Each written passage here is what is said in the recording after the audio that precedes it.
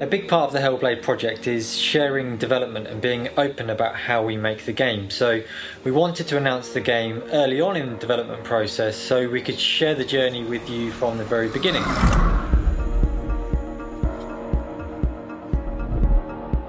Something we always do at Ninja Theory is create a previs trailer at the very beginning of development to define the art style, the mood and the tone of the game. As we move through development, then the vision can change a lot, as you'll see from these examples. These videos are never intended to be seen by the public, they're just used to pitch the game to publishers, but given that we are the publisher on Hellblade, there's no real reason to hold them back. We used to create these in CG, but these days we create them in engine. It's an opportunity for us to take concept art and try and realise it as in-game assets.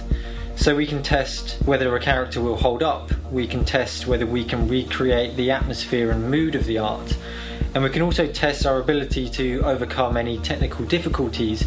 It was also an opportunity to take the tech art experiment, the performance capture tech, and the character tech that we'd been prototyping to see if it held up. At the beginning of this trailer we had very limited resources. We didn't have any designers or animators, and we only had one programmer, and much of his time was being spent on another project. We didn't know when we were going to be staffing up the team, so we had to design the trailer around the art team that we had at the time. And this consisted of a concept artist, an environment artist, a character artist and an art director. I proposed an idea that was just focusing on revealing Senua as a character and hinting at some of the themes that surround her story. When everyone in the room is shouting, jumping, screaming and shooting, that one way to stand out is to just stand still. The idea was quickly sketched out by Mark, our senior concept artist, into storyboards, which TAMEEM then took and edited into a sequence. We needed a soundtrack for the trailer, and music licensing can be incredibly complicated and it can take months to get a contract signed. Luckily, in this case, we had a shortcut. A few years ago I met Danny and Emily from a band called PASSARELLA Death Squad, and we had remained friends ever since. They just recently released a gorgeous track called Just Like Sleep, and so I tried it out in the edit and it just felt really good, it felt right for it. Luckily they were very happy to help out.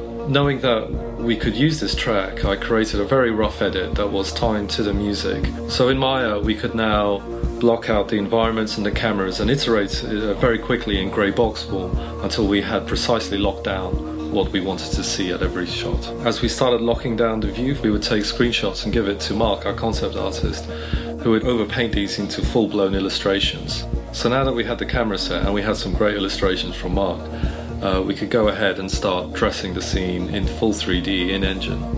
Dan set about creating the in-game assets at this point in Unreal Engine. Where possible, we would use real-world reference if we could. So, for example, I brought in a kitchen knife that was made of hand-folded metal. Melina brought in a fox skull that she found on a dog walk. Claire ordered some leather and material samples over the internet for Senua's dress. And Craig brought in a potato sack. So it was around this time that Sony got in touch and asked if we wanted to announce the game at Gamescom at their press conference. The only problem was that we'd been working to one deadline and their deadline was a week earlier.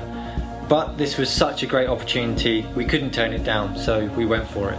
At this early stage we didn't have an actress to play Senua, so Melina stepped in to take up the role.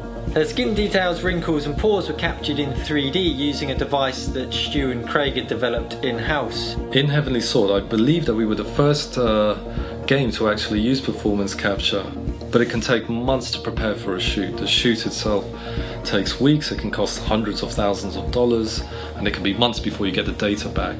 Now in Hellblade we do want to push this tech forward again, but for the teaser in particular we wanted to do it on a tiny budget of a few £100 and in a matter of weeks. Stu and Craig worked together on a potential solution, but this was a very high-risk strategy. We didn't know if we could solve the problems and get usable data in the time we had for this teaser. So we shot all of the scenes using Melina, our video editor, as a placeholder actress, and we cut the video edits into the trailer and gave the time codes to Craig to see if he could extract the 3D data. But in this case time was too tight and it didn't pay off.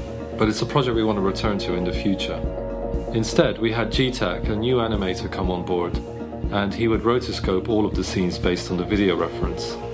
The final step was grading, so Mark and Alex Tahini, our company art director, overpainted a few of the frames to try and get the ideal lighting and colour schemes for the trailer.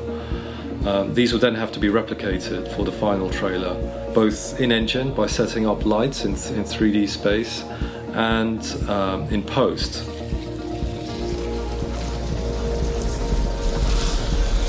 We did make mistakes and we put in a lot of hours to get the trailer done. But to go from an idea to something we're incredibly proud of in 8 weeks and show it at the Sony press conference at Gamescom, it was fantastic.